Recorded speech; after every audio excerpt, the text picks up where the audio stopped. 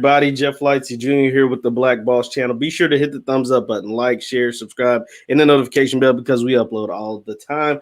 Now, the Texans and J.J. Watt have parted ways. J.J. Watt put out a video saying, thank you to Texas, thank you to Houston for taking a chance on me, but he is no longer a member of the Houston Texans. And this organization just continues to be impressive in how they're like destroying their team in like a 2-month time, in like 6 months, right? It's like how to destroy a team for dummies, right? Like the Houston Texans are literally writing this handbook on how the hell to destroy a team that was a perennial playoff team, a team that was ascending, a team that looked like it had a bright future just like 2 short years ago, maybe even a year ago. Like they were in the playoffs a year ago, up 24-0 on the eventual Super Bowl champion Kansas City Chiefs, right?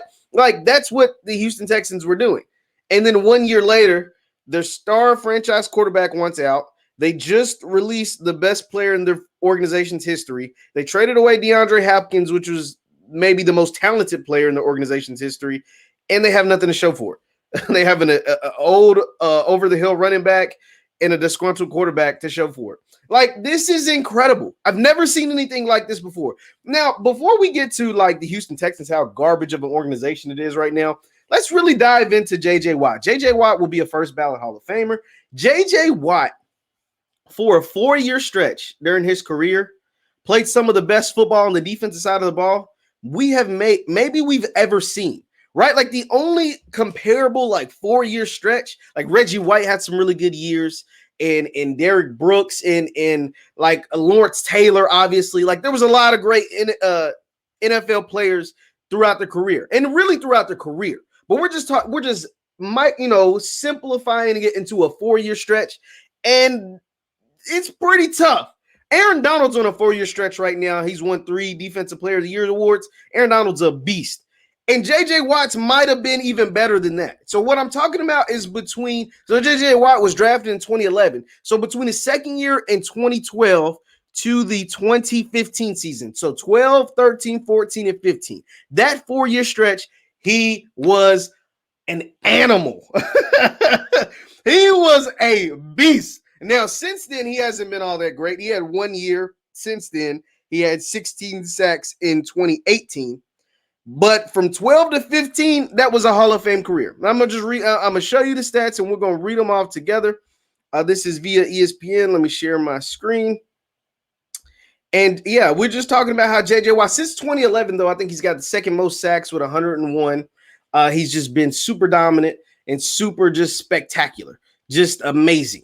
He's been really good at what he does, and that's why he's probably the greatest player in Texans. It's not a long-standing franchise history, but it's a franchise nonetheless. So let's see if we can zoom in on some of this. So from 2011 or 2012 right here to 2015 right here, he had a 20.5 sack season, a 10.5 sack season, a 20.5 sack season again, and a 17.5 sack season. All of that during that time frame. And he also had an 80-yard interception season during that 20.5 sack. This 2014 season, he was in the running for MVP of the league, a defensive player, a defensive lineman, a defensive end, and a 3-4 defense. He was in the league running for MVP of the league. And this doesn't even have tackles for loss on here. He was getting double-digit, 15, 20 tackles for loss a year. That's how dominant J.J. Watt was. That's how he became a Hall of Famer. That's how he won 3 Defensive Player of the Years in a 4-year span. That's how dominant he was, how great of an NFL player. But back to the Texans. Now, we got to remember that the Texans had Jadeveon Clowney at one point, Tyrann Mathieu, J.J. Watt, Deshaun Watson, DeAndre Hopkins. A lot of great players. And every single last one of them, the ones who are gone, and even Deshaun Watson, who's still currently on the team, left and they were pissed off. Like they hated the Texans by the time they left.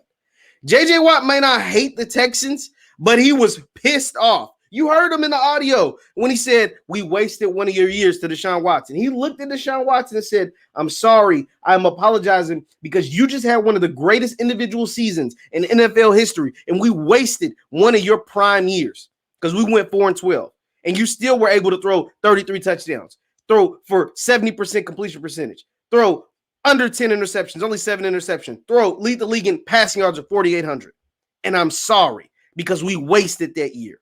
You're too good to be for. He essentially was saying, you're too good to be on this organization. You're too good to be playing for this team. And just like you, I want out too. And that's why he asked for his release.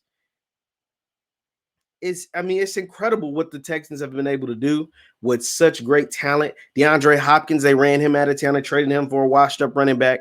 Jadeveon Clowney, they didn't get anything for him. They didn't get any draft compensation anytime. He was a former number 1 overall pick.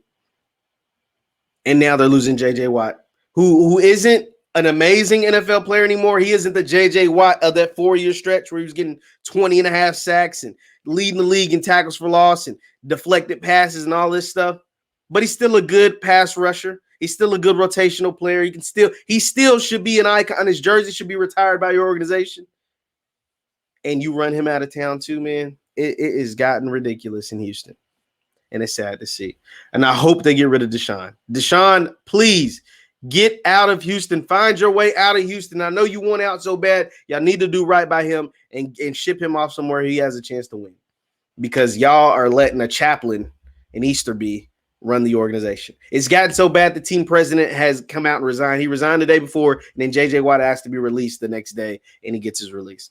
Leave your thoughts and comments down below. Once again, I'm Jeff Lightsy Jr. at the Black Boss channel. Be sure to hit the thumbs up button, like, share, subscribe, and I'll see you guys next time.